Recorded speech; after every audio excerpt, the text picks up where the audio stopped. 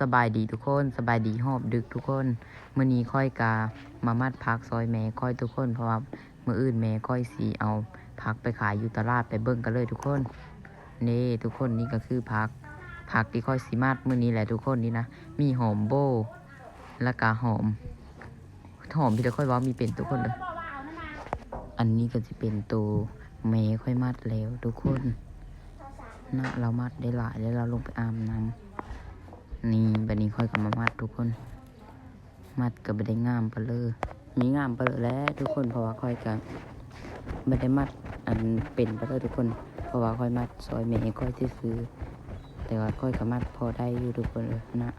มีผักโบ้แล้วก็มัดเสือผักหอมแล้วก็เฮากะมัดเสือผักหอมแล้วก็เฮากะจีบเพิ่มเพลงทุกคนแล้วก็เฮากะเอาโต๊ะมามัดบัดนี้ก็จีบแล้วก็ถ้าเบิ่งน้ำกันนี่แหละทุกคนฝากเป็นกำลังเจอกดไลค์กดแชร์คอมเมนต์คอยในเด้อนะทุกคนเบิ่งน้ำกันนี่แหละทุกคนว่าสิเป็นเริ่มมัดกะ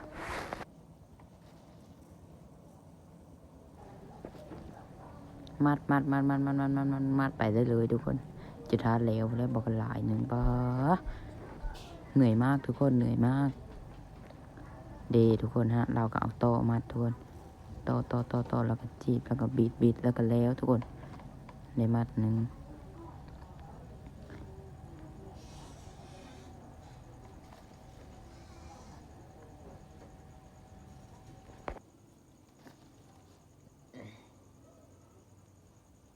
มัดที่สองกำลังเยอะกำเนิดทุกคนจากงามมีหูจักเลยทุกคนฮานะเบิ้งเนี่ยก็เพื่อนเฮ็ดกับเบิ้งเนี่ยก็ฮานะทุกคนเอาตอกกระลิ้วกันนี่เป็นทุกคนแล้วหันเดมันระยะไปเลยทุกคนใครก็พอได้อยู่มัดผักนะแต่ก็มีสำนานคือแม่ค่อยเนาะทุกคนเพราะแม่ค่อยเฮ็ดเป็นอาชีพนะตั้งแต่ค่อยยังทันเกิดทุกคน19 ปีแล้วทุกคนเลยแต่ก็ทุกข์คือเก่าทุกคนเพราะมันหาพอได้ใส่นะทุกคนคันบ่หากับบ่มีเงินใส่ฝากเป็นกำลังใจค่อยๆในเด้อทุกคนเบิ่งแล้วก็กดไลค์กดแชร์กดคอมเมนต์ฟังให้กำลังใจตัวเด็กน้อยตัวดำๆในเด้ออยู่ฟอนเฮาทุกคนเบิ่งเด้อทุกคนแต่ว่าค่อยฟอนบ่เป็น ค่อยกับรักอายเขินกล้องนะว่าแรกๆเด้ทุกคนก็ต้องเขินแน่ละเด้เฮ็ดนาแบบเสยๆทุกคนวัดพักป้ายเฮาก็ถ้าได้นอนทุกคนโมงนี้นะเบิ่งแน่จน9 โมงแล้วทุกคนเบิ่งเขานะเฮาไปนอนบ่ได้มันก็ยังมัดพักอยู่ทุกคนความทุกข์คนฝากเป็นกำลังใจในเด้อทุกคนเด้อมือแห้งทุกคนแล้วก็มือตอนว่างคำก็เอาผักบงทุกคนแล้วก็ปลูกผักพร้อมยังสิลงให้ทุกคนเบิ่งแม่ค่อยตัดต่อเพื่อทุกคนจึงลงเพื่อเบิ่งกัน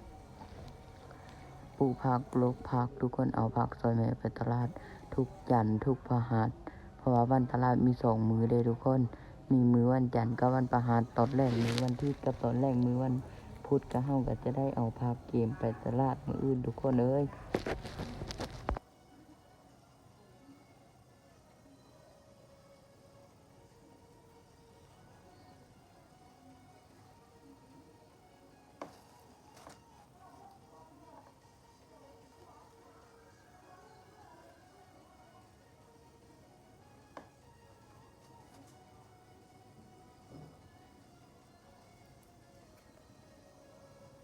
นี่ทุกคนมัดแล้วงามบ่ทุกคน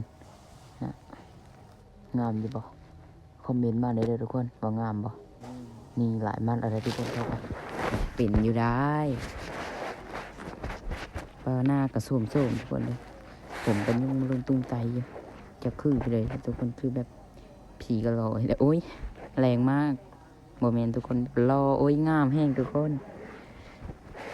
อุ้ย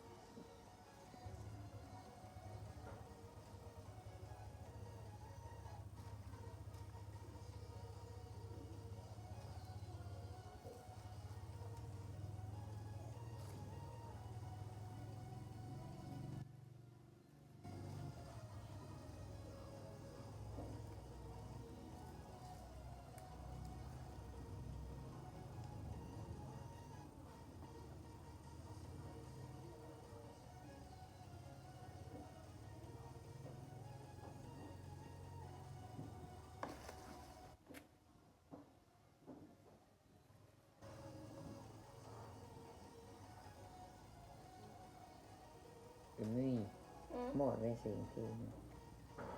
แล้วก็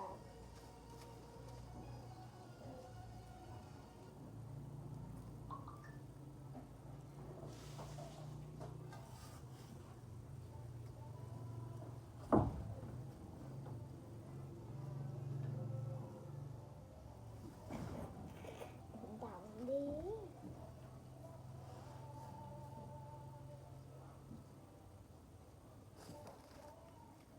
เข้ามาแล้วแม่นี่เข้ามาแล้วนะเข้ามากับไม่เห็นเสือนะเอามึงก็นั่งอยู่นี่นั่งนี่โทรศัพท์เข้ามาแล้วแม่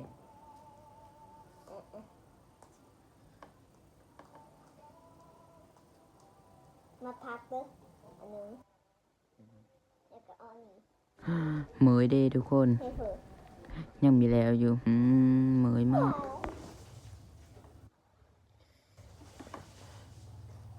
เจ็บหลังเด้เจ็บหลังเด้ทุกคนเลยหนังหลายก็จนเจ็บหลังเจ็บเอวเบ่ทุกคนหายกว่าผู้เฒ่าอีค่อยนะเบิ่งดีกว่าอยู่เนาะทุกคนมันหนังหลายแล้วมันก็เมยเลยเนาะว่าบ่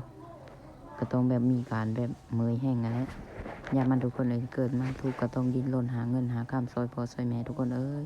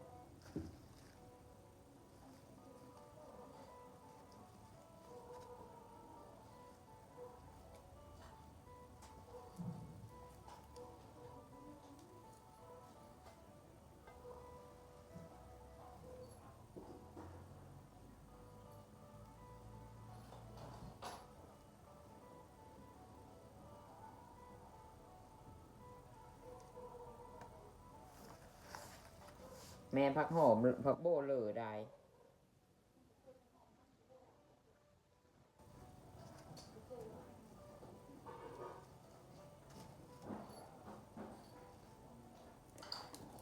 ผักโบเหลือทุกคนต้องให้เขาเลิกกันนี้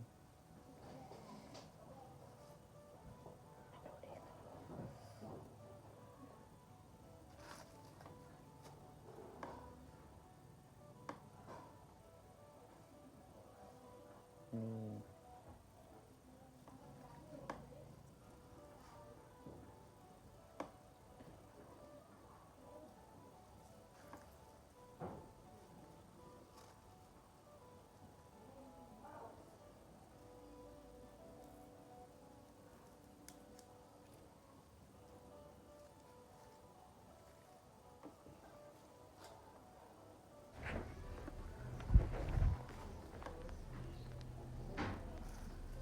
ค่อยสิมาบอกวิธีมัดเด้อทุกคนตอนทำอีเท่ากับจีบผักหอมแล้วก็เอาพวกโบเลนเซอร์มันเป็นแถวงามหลังจากนั้นเฮาก็บิด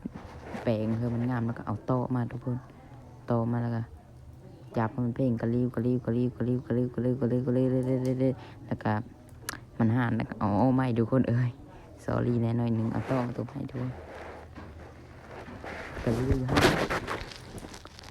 มันได้ทีแล้วเขาก็มัดเดย์แล้วเลยเดย์ทุกคนเนาะมันเลยยากไปเลยคันบีเป็นกับยากเติมแล้วทุกคนมัดประหองอยู่นะมีแต่แม่กับค่อยมัดนะพอให้เราไปมัดทุกคนเรามัดโบเป็น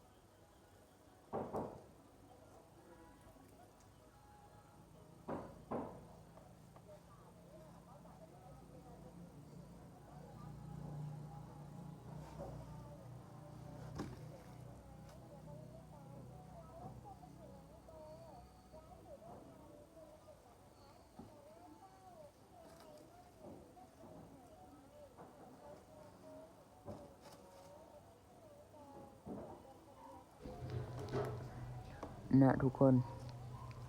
ได้อยู่แล้ววันนี้ก็สิมาบอกวิธีมัดอีกทุกคนนี่เขาก็ได้ประกอบมาแล้วก็เขาก็จีบทุกคนเลอะพักโบเซอร์เห็นบ่ทุกคนนะโบเซอร์จีบพักโบมันเพลงกับพักหอมแล้วก็ต่อมันเพลงกันนะโมเมนต์โตมันได้ทุกคนเดี๋ยวยอดเดี๋ยวพิษได้โตอันนี้ก็เขาก็กระลิ้วแล้วก็มัดทันได้แล้วทุกคนนี่เป็นขั้นตอนการมัดเผาของค่อยเองบูฮูว่าคนอื่นสิมัดแบบใดแบบนี้ทุกคนค่อยกับบูฮูนำเด้อ